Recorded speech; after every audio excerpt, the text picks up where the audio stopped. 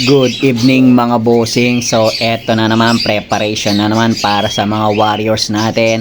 So ngayong gabi wala tayo munang ilalaban ng pooling. So puro training muna sila ngayon mga bossing, yung 6 na ibon natin, for the purpose na titingnan natin yung ginawa nating conditioning, kung aakma ba para makauwi sila ng mas mabilis kumpara dati. So pag-aaralan na natin ngayon kung paano natin sila i-condition para kung sakasakali umabot na sa derby is nakahanda na sila mga bossing. So ayan nga, isasakay na natin sila kay Pogi, yung ating service na tricycle.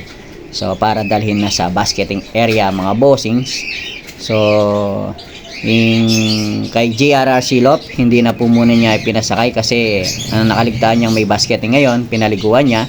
Tanging yung kay Boss Raymart Salunga at saka yung kay Boss Romdy Castro Basco ang naisama na may pasakay mga bossing. So shout out Boss Raymart Salunga and Boss Romdy Castro. So ayan nga mga bossing, so pinapasok na natin sa crates yung mga ibon natin. So wala muna tayong nilaban na pooling para makita lang muna natin yung resulta na ginawa nating conditioning o yung mga pinainom nating supplements, kung aakma ba para mas maganda yung pawian natin mamaya mga bossings, mamayang umaga. So sana maganda yung maging epekto o resulta.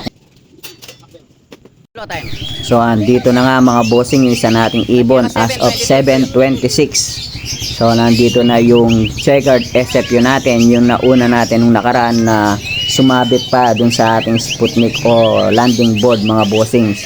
So ayan, paikot-ikot pa siya dyan mga bossing.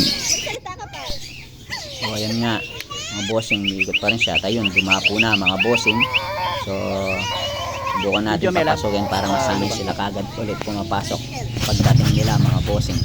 So ayan, pinahawak ko muna kay lalabs ko yung video natin para mapababa natin yung ibon natin na dumating.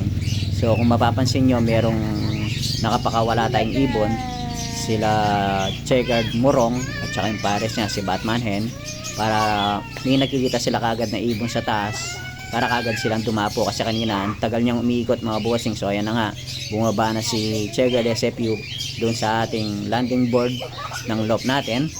So ayan, pagka nandyan na yung mga ibon natin mga bossing, hindi na sila mahirap papasukin once na bumaba na sila sa landing board. Unlike kapag nagstay sila sa bubong, doon tayo medyo nahihirapan kasi hindi natin nasanay sa stick mga bossing yung mga ibon natin.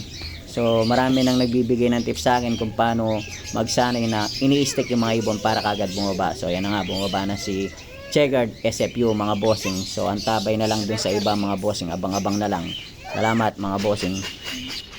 So ayan nga mga bossing, so as of 7:29 dumating na rin yung isang ibon natin, si Aslag CTTR mga bossings.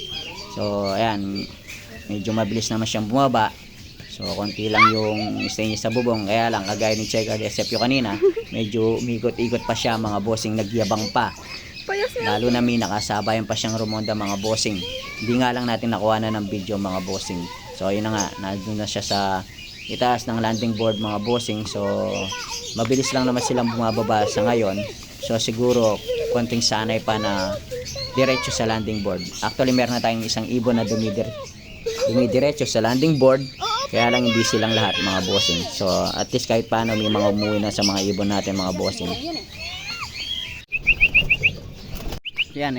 So eto nga mga bossings, so meron na tayo ulit isang ibon, pangatlo ibon na dumating natin. So throw point natin ngayong araw daw to is San Ildefonso, Bulacan. So doon po yung bitaw ngayon mga bossing. So itong dumating na ibon na to, kamukha nila checkered at saka ni Aslag CTPR mga bossings. Medyo rumuronda talaga sila pagdating. Medyo okay naman yung kondisyon nila pagdating sa liparan nga mga bossings. Konting kondisyon pa para sa bilis.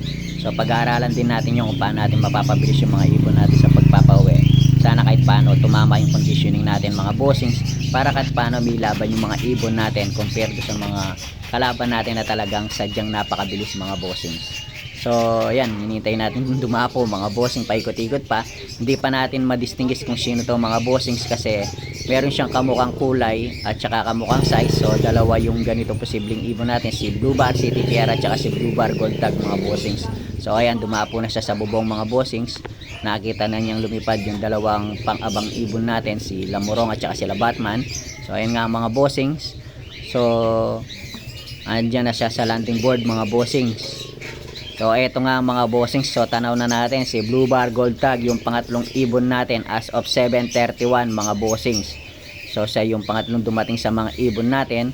So hintayin natin bumaba yung gold tag natin mga bossings. So ayan nga mga bossings,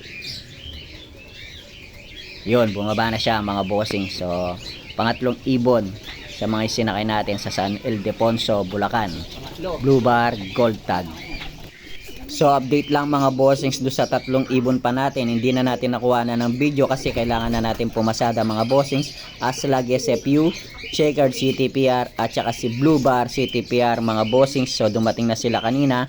So salamat sa pagantabay mga boss.